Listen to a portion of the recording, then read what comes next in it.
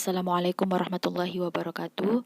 Alhamdulillah wa bihi nasta'inu ala umuri dunya waddin wassalatu wassalamu ala asrofil anbiya wal mursalin sayyidina wa maulana Muhammadin wa ala alihi wa ashabi ajmain amma ba'du.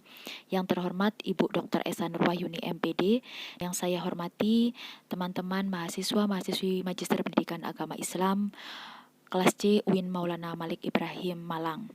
Pada kesempatan hari ini, izinkan saya untuk mempresentasikan terkait dengan materi konsep pembelajaran Ibnu Miskawai dalam pembelajaran pendidikan agama Islam dan konsep pembelajaran Imam Ghazali dalam pembelajaran pendidikan agama Islam yang ditujukan untuk tugas mata kuliah pengembangan metodologi pembelajaran pendidikan agama Islam.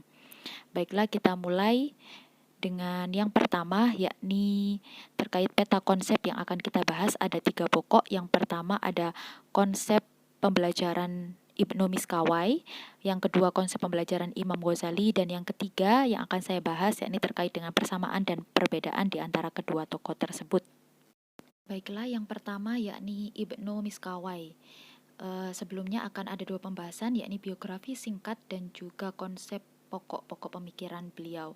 Yang pertama, biografi singkat dari Ibnu Miskawai, bernama lengkap Abu Ali Ahmad Ibnu Muhammad Ibnu Yakub Ibnu Miskawai, lahir di Rai dan meninggal di Isfahan. Tahun kelahirannya diperkirakan tahun 320 Hijriah dan wafat 9 Safar 421 Hijriah atau 16 Februari 1030 Masehi. Beliau hidup pada masa pemerintahan dinasti Buwaihi yang para pemukanya berfaham Syiah. Kemudian latar belakang pendidikan tidak ada penjelasan yang lengkap terkait beliau. Hanya saja beliau didapati belajar sejarah kepada Abu Bakar Ahmad Ibnu Kamil Al-Qadi, kemudian belajar falsafat diperoleh dari Ibnu Al-Khomar, dan pelajaran kimia didapat dari Abu Thayyib. Pekerjaan utama beliau yakni sebagai bendaharawan, sekretaris, pustakawan, dan juga pendidik anak para pemuka dinasti Buwaihi. Untuk keahlian beliau yakni terbukti dengan hasil karyanya, ya, dibuktikan dengan 74 buku dan juga artikel, dan juga ada yang dihasilkan ada 41 buah. Menurut Ahmad Amin, karya Ibnu Miskawai tidak luput dari kepentingan falsafat akhlak. Makanya beliau itu juga disebut sebagai falsafat akhlak, tokoh falsafat akhlak. Selanjutnya yang akan kita bahas yakni pokok-pokok pemikiran dari Ibnu Miskawai.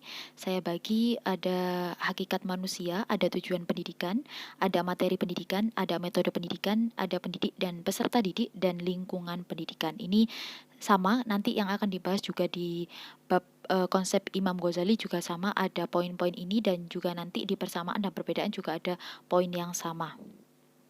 Terkait dengan pokok-pokok pemikiran Ibnu Miskawai, yang pertama yakni tentang hakikat manusia. Jadi Ibnu Miskawai itu mengatakan bahwasanya manusia merupakan makhluk yang memiliki keistimewaan karena dalam kenyataannya manusia memiliki daya pikir dalam melakukan segala aktivitasnya. Nah, di sini jadi yang dimaksud beliau adalah manusia itu makhluk yang punya istimewa dan termasuk makhluk yang sempurna karena bisa melakukan aktivitasnya secara sendiri, gitu ya. Kemudian usaha yang ditempuh manusia itu mewujudkan segala kebaikan apabila manusia itu dengan bekerja sama. Jadi menurut Ibnu Miskawai dikatakan bahwasanya manusia makhluk sosial yang secara alami memiliki hubungan intim dan kekeluargaan antara satu dengan yang lainnya. Jadi ini lebih condong ke sosial, gitu ya konsepnya. Kemudian beliau juga menganggap bahwa konsep manusia itu adalah jiwa. Jadi tapi yang dimaksud jiwa bukanlah tubuh, ya, dan bukan pula bagian dari tubuh, tapi jiwa yang menurut beliau itu adalah esensi dan substansinya adalah akal. Nah, makanya sebenarnya lebih condong ke rasional kalau Ibnu Miskawai ini. Kemudian eksistensi dan sifat jiwa yang diterangkan oleh Ibnu Miskawai seperti ada 3 pokok, yakni ada kekuatan rasional atau daya pikir kuah natiko, ada kekuatan apetitif atau ma'arah atau kuah hodabia, yang ketiga kekuatan ghoiroh atau gairah atau nafsu atau disebut kuah sahwiyah gitu ya. Jadi yang pertama terkait dengan kekuatan rasional atau daya pikir ya. Kuah natiqoh ini maksudnya adalah fungsi jiwa tertinggi. Ini kategori yang paling tinggi ya. Ini kekuatan berpikir dan melihat fakta. Lah ini yang digunakan, daya yang digunakan adalah otak sebagai alatnya. Kemudian yang kedua kekuatan apetitif tadi atau ma'aroh ya atau kuah godabia. Ini keberanian menghadapi resiko, ambisi terhadap kekuasaan, kedudukan dan kehormatan. Lah daya yang digunakan itu menggunakan hati. Lah ini disebut juga dengan kekuatan kuah subu'iyah atau daya kekuasaan gitu ya. Yang digunakan adalah hati. Kemudian yang ketiga ada kekuatan gairah dan nafsu atau kuah sahwiyah ya, disebut juga kuah bahimia, yakni adalah daya hewani dan daya yang digunakan di badannya adalah perut. Nah, ini untuk apa ya? Dorongan nafsu makan, keinginan terhadap kelezatan makanan, minuman, seksualitas dan segala macam kenikmatan indrawi. Yang selanjutnya yakni terkait dengan tujuan pendidikan akhlak. Menurut Ibnu Miskawai mengatakan bahwa tujuan pendidikan akhlak adalah untuk mendorong manusia bertingkah laku yang baik guna mencapai kebahagiaan atau as-sa'adah. Jadi gini, konsep menurut beliau makna al-sa'adah dinyatakan oleh Muhammad Abdul Haq Ansori tidak bisa dicari sinonimnya dalam bahasa Inggris walaupun secara umum diartikan sebagai happiness. Jadi konsep menurut beliau dikatakan adalah unsur kebahagiaan, kemakmuran, ya, keberhasilan, kesempurnaan, kesenangan, kecantikan. Nah, jadi menurut pandangan beliau tujuan pendidikan dari akhlak itu adalah kebahagiaan, gitu ya. Jadi apapun tingkah laku manusia itu tujuannya untuk mencapai kebahagiaan, as-sa'adah, gitu ya. Kemudian karakter yang baik ya adalah lawan dari karakter yang buruk. Nah, menurut filosof, keutamaan dan kebaikan manusia terbagi dalam 4 bagian, yakni bersikap arif ya, sederhana, berani dan adil. Dan lawan kata dari keempat tadi itu juga sama, ada bodoh, rakus, pengecut dan juga zalim. Nah, dari situ keempat bagian kebaikan tersebut lahir dari kemampuan mengontrol 3 bagian jiwa apa saja, yakni ada akal, ada nafsu dan juga ada hati. Nah, keempat kebaikan itu hanya akan terpuji apabila dirasakan sampai kepada orang lain. Jadi kan tadi memang di awal dikatakan bahwa pandangan Ibnu Miskawai ini lebih ke sosial gitu ya. Jadi menurut beliau sifat ya seseorang itu tidak layak ya jika orang yang baik akhlaknya namun tidak digunakan juga untuk orang lain. Contohnya murah hati kalau tidak dirasakan oleh yang lain sama aja disebut boros. Berani kalau tidak yang lain sama aja disebut angku gitu. Ketiga, yakni materi pendidikan akhlak. Lah, menurut Ibnu Miskawai dalam kitabnya Tahzib al-Akhlak banyak berbicara tentang ilmu dan materi pendidikan akhlak. Lah, menurut beliau ilmu yang paling mulia menurut Ibnu Miskawai adalah ilmu pendidikan. Kenapa? Karena objeknya adalah manusia. Nah, objeknya adalah budi pekerti manusia. Jadi menurut beliau segala ilmu pengetahuan yang mengembangkan kuwatun natiqo atau daya pikir tadi akal, lah itu adalah suatu hal yang mulia ya. Sebab jiwa natiko itu selalu condong kepada lambang kesempurnaan dan kemuliaan manusia. Kemudian Ibnu Miskawai menyebutkan 3 hal yang dijadikan sebagai materi pendidikan akhlak, yakni yang pertama ada pendidikan yang wajib bagi kebutuhan jiwa. Yang kedua, ada pendidikan yang wajib bagi kebutuhan tubuh. Sedangkan yang ketiga adalah pendidikan yang wajib terkait dengan hubungan manusia dengan sesamanya. Lah ini kita bisa ketahui yang pertama, misalnya kebutuhan jiwa. Seperti apa? Contohnya kayak ilmu tasawuf kayak gitu ya. Terkait dengan ilmu yang berhubungan bagaimana untuk membuat jiwa kita itu merasa bahagia. Yang kedua, pendidikan yang wajib bagi kebutuhan tubuh. Lah, kalau ini tentu bagi kehidupan kita sehari-hari. Lah, di sini terkait materi menurut beliau bagi kebutuhan tubuh manusia itu ada sholat, ada puasa. Itu kan sebenarnya juga berefek untuk tubuh kita atau sa'i gitu ya saat haji gitu.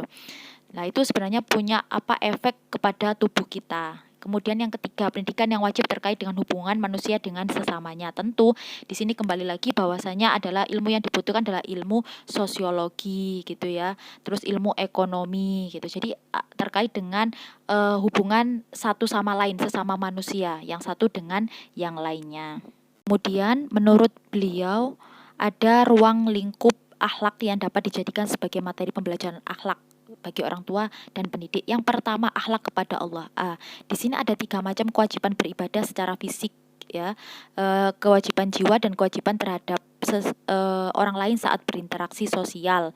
Nah, di sini artinya apa? Bagaimana manusia itu bisa menjalankan kewajibannya kepada Allah dari segi kewajiban beribadah. Nah, kemudian yang kedua ada akhlak terhadap diri sendiri, yakni apa? Memenuhi segala kebutuhan dirinya sendiri, menghormati, menyayangi, menjaga diri dengan sebaik-baiknya. Nah, di sini Ibnu Miskaweh memaparkan bahwa berakhlak baik dengan dirinya sendiri, yakni menjaga kesehatan jasmani dan rohani. Sedangkan yang ketiga, yakni akhlak kepada sesama manusia. Beliau mengatakan hubungan antara sama manusia hendaknya saling memuliakan, bersikap adil, saling menghargai, dan bersikap apa ya, hal yang baik atau terpuji kepada orang lain. Selanjutnya yang keempat, yakni terkait dengan metode pendidikan akhlak. Lah, di sini dikatakan bahwa Ibnu Miskawai ada 4 poin. Yang pertama ada metode alami. Apa isi metode alami? Yakni lebih condong ke pendidikan karakter ya. Pendidik itu harus menggunakan cara alami menemukan bagian-bagian jiwa dalam diri peserta didik yang muncul lebih dulu. Kemudian mulai diperbaharui, baru selanjutnya bagian jiwa itu akan muncul kemudian. Jadi di sini itu maksudnya dididik secara bertahap. Jadi dilihat dari pengamatan potensi manusia, kemudian mengikuti proses perkembangan manusia secara alami. Jadi ibaratnya kalau misalnya kita lihat, anak ini kurangnya apa, jadi kita bantu, kita temukan. Jadi setelah ada temuan itu baru kita berikan gitu ya, berikan solusinya seperti apa gitu ya. Jadi pendidikannya itu diupayakan sesuai dengan kebutuhannya. Kemudian yang kedua yakni metode bimbingan. Lah, metode bimbingan ini untuk mengarahkan peserta didik kepada tujuan pendidikan yang diharapkan mentaati syariat dan juga berbuat baik. Jadi Ibnu Miskawai mengatakan bahwa sasaran pendidikan akhlak adalah 3 bagian dari jiwa. Apa yang tadi sudah saya katakan, ada akal, ada nafsu, dan juga ada hati gitu ya. Kemudian selanjutnya ada metode pembiasaan gitu ya. Pembiasaan. Nah, menawarkan metode efektif yang terfokus dalam mengubah akhlak menjadi baik dengan 2 pendekatan melalui pembiasaan dan juga pelatihan. Jadi yang di sekitar kita itu bisa kita biasakan kepada anak. Kayak misalnya kalau habis ditolong sama orang bilang terima kasih, kalau misalnya salah bilang minta maaf, atau bisa juga metode pelatihan yang sering ya, kayak misalnya terkait dengan akhlak ya, misalnya nggak boleh gini ya, harus berkata jujur. Nah, itu kita latih anak untuk berkata jujur kayak gitu. Kemudian yang keempat ada metode hukuman. Ini kalau sekarang metode punishment ya. Di sini ada hukuman, hardikan, pukulan yang ringan. Menurut Ibnu Miskawai mengatakan proses pembinaan ada kalanya boleh dicoba dengan jalan menghardik, hukuman, dan pukulan ringan. Tapi ini jalan terakhir. Jalan terakhir jika memang yang sebelumnya itu tidak mampu gitu ya. Jadi Ibnu Miskawai metode ini mampu membuat peserta didik untuk tidak berani melakukan keburukan dengan sendirinya. Jadi ini lebih condong untuk memberikan rasa takut supaya tidak sampai melakukan hal maksiat atau hal yang tercela kayak gitu. Jadi di sini kita bisa ketahui bahwasanya akhlak yang tercela bisa berubah menjadi akhlak yang terpuji dengan jalan pendidikan tarbiyah al-akhlak. Lah, di situ beliau mengatakan kebenaran ini jelas tidak dapat dibantah. Kenapa? Karena akhlak atau sifat binatang saja bisa berubah dari liar menjadi jinak, apalagi manusia kayak gitu. Selain ada pendidik dan peserta didik. Pendidik biasa bukan dalam artian pendidik formal ya, bukan karena jabatan. Di sini yang dimaksud dengan pendidik itu adalah orang tua. Jadi menurut Ibnu Miskawai, orang tua adalah pendidik yang pertama bagi anak-anaknya.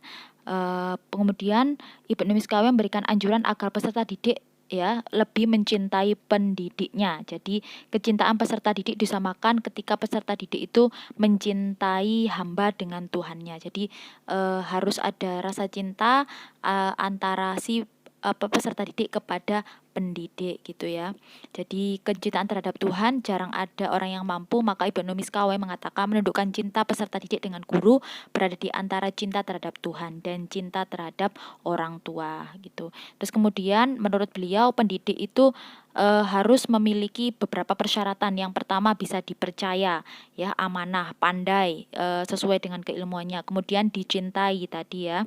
Kemudian sejarah hidupnya jelas. Jadi apa tidak dari siapa, orangnya seperti apa gitu ya. Kemudian tidak tercemar di masyarakat, artinya dipandang memiliki akhlakul karimah. Pokok pemikiran yang terakhir yakni dari segi lingkungan pendidikan.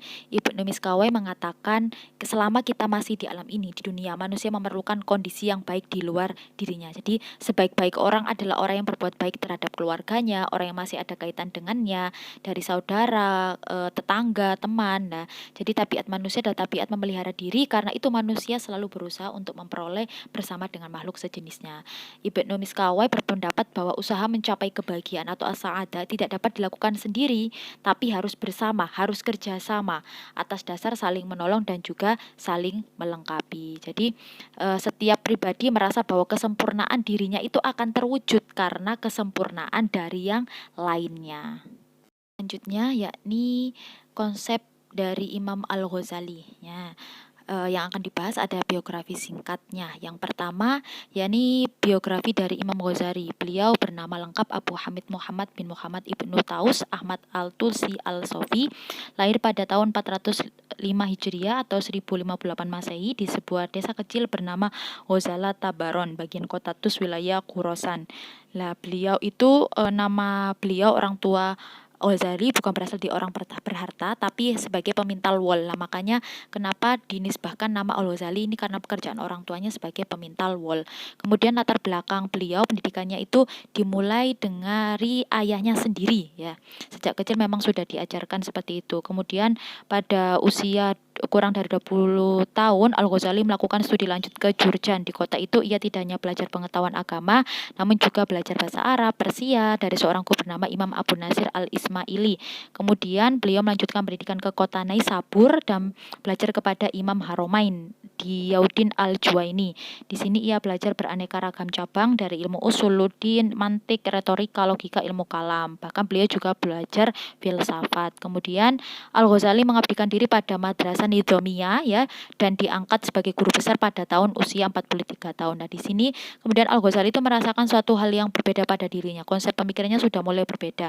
Akhirnya Al-Ghazali memutuskan untuk menjadi seorang sufi, dan beliau itu ingin mengembara ya, untuk berkhalwat menyepi dengan tujuan mujahadah nafsiyah, melatih nafsunya sendiri. Lah, beliau juga pada saat itu melahirkan sebuah karya Al-Munqidh min Dhalal, dan kemudian dalam perjalanan mengembara seorang sufi itu beliau menghasilkan karya tulisan yang fenomenal ya, ini kitab Ihya Ulumuddin. Selanjutnya yakni pokok-pokok pemikiran dari Imam Ghazali, sama seperti yang sebelumnya, yang akan kita bahas dari segi hakikat manusia, tujuan pendidikan, materi pendidikan, metode pendidikan, pendidik dan peserta didik, dan juga lingkungan pendidikan. Yang pertama, pokok Imam Ghazali, hakikat manusia. Al-Ghazali menekankan pengertian dan hakikat kejadian manusia pada rohani atau jiwanya. Jadi manusia itu pada hakikatnya adalah jiwanya. Jiwanya lah yang membedakan manusia dengan makhluk Allah yang lainnya. Jadi jiwa itulah yang hakiki dari manusia karena sifatnya ya. Dan itu yang kekal ya nanti. Kemudian keselamatan dan kebahagiaan manusia di dunia dan di akhirat banyak bergantung pada keadaan jiwanya, sebab jiwa merupakan pokok dari agama dan asas bagi orang yang berjalan menuju Allah, serta tergantung ketaatan dan kedurhakaan manusia kepada Allah. Jiwanya lah ini yang hakikatnya taat kepada Allah atau durhaka kepadanya. Kemudian pandangan Al-Ghazali tentang manusia sebagaimana dikemukakan di atas pada hakikatnya, yakni mengacu kepada konsep insan kamil ya, insanu kamil. Nah, di sini Al-Ghazali memberikan kriteria tentang insan kamil. Yang pertama, yakni adanya keseimbangan antara jasmani dan rohani dalam kehidupan manusia. Jadi istilahnya keseimbangan pokok dalam konsepnya tentang manusia, dari segi jasmani yang terlihat fisik, atau rohani berarti dari segi hati gitu ya. Kemudian ada juga terkait dengan yang kedua, memiliki ketinggian akhlak dan juga jiwa. Nah, ini dari segi perilaku, sikap, tingkah laku kayak gitu. Yang ketiga memiliki makrifat dan tauhid kepada Allah. Nah, dua hal ini merupakan tujuan dari ajaran tasawufnya beliau. Dan ada orang yang memberikan kriteria ketajaman daya intuisi dan kesempurnaan akal. Jadi tiga hal ini adalah salah satu hal kriteria kategori insan kamil. Dan ini keseimbangan jasmani dan rohani, kemudian ketinggian akhlak dan juga jiwa. Yang ketiga makrifat dan tauhid kepada Allah. Selanjutnya yang kedua yakni tujuan pendidikan akhlak. Nah, tujuan pendidikan akhlak adalah untuk mengawal situasi kejiwaan seseorang supaya berada pada tahap yang sederhana. Tahap ini akan tercapai apabila nafsu tunduk kepada arahan kekuatan akal dan syariat. Penerapan pendidikan akhlak dalam Islam bukan untuk mematikan kekuatan-kekuatan amarah dan nafsu, tetapi mendidik dan mengawal nafsu. Jadi di sini di garis bawahi yang seharusnya pendidikan akhlak itu bukan mematikan amarah atau nafsu ya, tapi mendidik dan mengawal nafsu tersebut ya. Kemudian prioritas pendidikan Islam ada 3 dalam upaya pembentukan kepribadian seorang muslim. Yang pertama yakni pendidikan keimanan, yang kedua pendidikan akhlakul karimah, yang ketiga pendidikan ibadah. Jadi yang pertama terkait dengan keimanan yakni pembentukan keyakinan kepada Allah Subhanahu wa taala. Kemudian yang kedua akhlakul karimah tentu bagaimana melandasi sikap, tingkah laku dan juga kepribadian kita itu sesuai gitu ya, sesuai dengan yang diperintahkan oleh ajaran agama kita. Kemudian yang ketiga yakni adalah pendidikan ibadah. Jadi kalau segi ibadah ibaratnya apa ya, implementasi dari segi ketaatan kita. Nah itu dilihat dari apa? Dari praktek-praktek keagamaan ya, praktek keagamaan yang memang disyariatkan oleh agama Islam kayak gitu. Selanjutnya yakni materi pendidikan akhlak. Lah, di sini Imam Ghazali mengaitkan keseluruhan cabang ilmu yang ada pada dasarnya terbagi 2, sebagai bisa ilmu rasional dan sebagai lain adalah ilmu tasawuf. Jadi ilmu rasional itu digunakan sebagai pengantar ilmu-ilmu tasawuf. Kemudian Imam Al-Ghazali membagi ilmu-ilmu praktis berdasarkan status hukum untuk mempelajarinya dengan pertimbangan ilmu praktis terdiri dari 2 hal, yakni ada fardu ain dan juga fardu kifayah. Ini menurut Imam Ghazali ya. Kemudian ilmu-ilmu yang fardu ain itu ada 3 hal. Yang pertama ada iman. Jadi setiap individu muslim wajib mempelajari dasar keimanan. Yang kedua adalah perintah-perintah agama. Jadi setiap muslim berkewajiban mempelajari cara yang benar dalam melaksanakan perintah-perintah syariat Islam. Yang ketiga, larangan-larangan Allah. Jadi setiap individu berkewajiban mengetahui apa saja sih yang tidak boleh dilakukan di dalam ajaran agama Islam. Kemudian yang kedua dari segi ilmu fardu kifayah. Nah, ya ini mempelajari keseluruhan ilmu dalam kelompok ini dibagi menjadi 2 kategori. Yang pertama ada ilmu agama dan juga ilmu non agama, yakni ilmu syariah dan ilmu ghair syariah. Jadi ini perbedaannya ya. Yang pertama ilmu agama. Apa saja ilmu agama? Dibagi menjadi 4 kategori. Ada ilmu dasar. Lah, ilmu dasar yang berkaitan dengan Al-Qur'an dan hadis atau sunnah. Kemudian ada ilmu-ilmu cabang. Lah, ini apa? Ilmu furu' ya. Lebih ke kaitannya antara ilmu fikih gitu ya, berkaitan dengan dunia ya. Kemudian ada ilmu alat muqaddimatnya dari segi contohnya linguistik ya, ilmu linguistik nahwu, sorof, balaghah kayak gitu. Kemudian ada ilmu pelengkap atau mutammimat ya. Jadi kelompok pelengkap bagian ilmu pokok atau usul lah. Contohnya kayak ilmu-ilmu qiraat, nasih mansuh, kemudian tahrij al-hadis kayak gitu. Kemudian kedua ilmu-ilmu non agama atau ilmu umum. Ya tadi kan dibagi 2, ada ilmu agama dan ilmu non agama. Lah, ilmu non agama ini klasifikasinya dikelompokkan menjadi ada kelompok terpuji mahmudah, yang kedua kelompok tercelah madmumah, dan ada yang dibolehkan mubah. Lah, jadi menurut Imam Ghazali ilmu terpuji itu setiap yang disiplin memberikan kesejahteraan bagi masyarakat. Contohnya ilmu kedokteran, pertanian, aritmatika, politik kayak gitu. Jadi menuntut mengembangkan ilmu hukumnya fardu kifayah. Kemudian kalau ilmu yang tercela atau madmumah ini ilmu yang tidak ada manfaatnya bagi masyarakat ya, baik secara keagamaan maupun non keagamaan. Lah, contoh yang ketiga ilmu-ilmu netral atau boleh, ini ilmu yang tidak bermanfaat, ilmu mahmudah tapi juga tidak pula membahayakan. Nah, ilmu kelompok kedua contohnya ilmu sastra, sejarah, dan biografi. Nah, selain itu Imam Ghazali juga menjelaskan bahwa pentingnya selain ilmu yang tadi di atas itu adalah ilmu tentang spiritual atau ilmu al-mukasyafa, ilmu batin yang tersembunyi. Lah, ini fungsinya untuk apa sih? Sebagai tujuan akhir dari segala ilmu. Lah, ilmu ini tidak didapat melalui panca indera atau kekuatan akal. Jadi ibaratnya ilmu ini itu apa ya, cahaya yang bersinar di dalam kalbu. Jadi dibersihkan dari sifat-sifat yang tercela. Kemudian ilmu mukasyafa ini ilmu menyangkut metode dan teknik-teknik yang menghilangkan terjadinya mukasyafa dari hati gitu ya. Jadi benar-benar ilmu apa ya, ilmu menuju akhirat lah ya, bahasanya seperti itu. Selanjutnya metode pendidikan akhlak menurut Imam Ghazali. Ini di tasawuf juga sudah mungkin kita bahas ya, yakni perbaikan akhlak dari 3 hal, ada takhalli, tahalli, dan tajalli. Kalau takhalli itu membersihkan diri dari sifat-sifat yang tercela, jadi segala perbuatan sifat-sifat yang buruk ya, itu kita hilangkan ya, ibarat gelas itu ada air kotor ya, harus kita buang terlebih dahulu. Kemudian ada tahalli, kalau tahalli itu mengisi diri kita dengan sifat-sifat yang terpuji ya, dengan akhlak-akhlak yang baik. Nah, jadi setelah kita buang air kotor, kita isi itu dengan air yang bersih. Kemudian kalau tajalli ini adalah ibarat menyingkap tabir. Jadi apa yang merasa diri kita itu melihat Allah ataupun kita yang selalu dilihat oleh Allah. Jadi membuat hati kita itu tajam ya, hidup seakan-akan adalah kita dekat dengan Allah, terasa dengan kebesaran Allah. Jadi kebahagiaan sejati dan kebahagiaan abadi adalah kebahagiaan hati ya. Salah satunya dengan tajalli ini artinya kedekatan kita dengan Tuhan. Kemudian Imam Ghazali menetapkan metode-metode praktis ya, yang digunakan untuk merealisasikan tujuan pendidikan akhlak yang tadi di pertama ya sudah dijelaskan. Salah satunya dengan metode mujahadah, yakni perjuangan ya, perjuangan kita untuk melawan perbuatan buruk ya. Kemudian ada riyadhah, latihan-latihan kerohanian yang bisa kita lakukan. Kemudian menyibukkan diri dengan penyucian jiwa dengan ilmu tasawuf. Kemudian ada peningkatan akhlaknya gitu ya.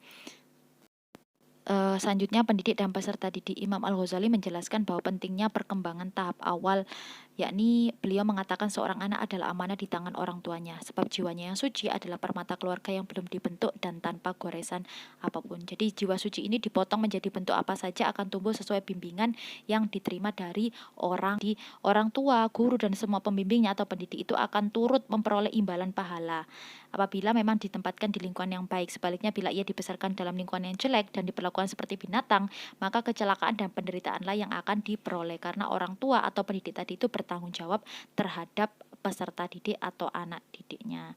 Kemudian peserta didik itu juga harus siap menerima pengaruh apapun dari orang lain, maka persiapan dan pembinaan akhlaknya haruslah dimulai sedini mungkin. Jadi mulai dari awal itu harus sudah dibina sejak awal gitu ya. Kalau sekarang bagaimana sih yang ditanya mesti kan sejak kapan sih kita bisa mendidik akhlak atau mendidik seorang anak, yakni sejak kita memilih pasangan. Nah itu ya, bagaimana memilih pasangan seorang suami atau seorang istri itu dimulai sejak itulah kita mendidik seorang anak. Kemudian seorang pendidik harus memperhatikan kondisi peserta didik dalam memberikan pembelajaran, penghargaan, dan ganjaran. Pendidik dituntut profesional dan adil dalam melaksanakan tugasnya, tanggung jawab sampai terdapat pandangan tidak baik yang dapat merusak nama baik pendidik. Jadi benar-benar profesional dan juga adil dalam menghadapi peserta didik. Kemudian bagi peserta didik tentu juga harus memperhatikan tujuan dan kesiapan dalam pembelajaran. Selanjutnya yang terakhir lingkungan pendidikan akhlak. Nah, di sini kalau Imam Ghazali itu mengatakan dibagi menjadi 3 dari segi keluarga, sekolah, dan juga masyarakat. Yang pertama dari segi keluarga.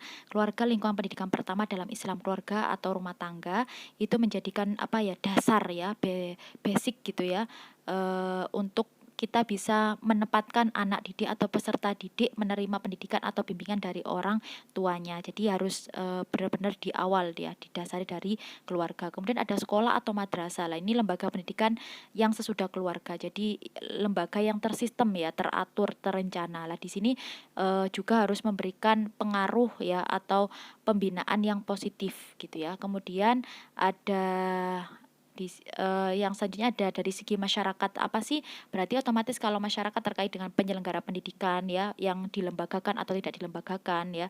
Kemudian kelompok masyarakat, kelompok sosial di sekitar kita, tetangga kayak gitu contohnya ya. Kemudian masyarakat yang tersedia di berbagai sumber belajar, baik yang dirancang maupun yang dimanfaatkan. Sepertinya kayak media sosial saat ini.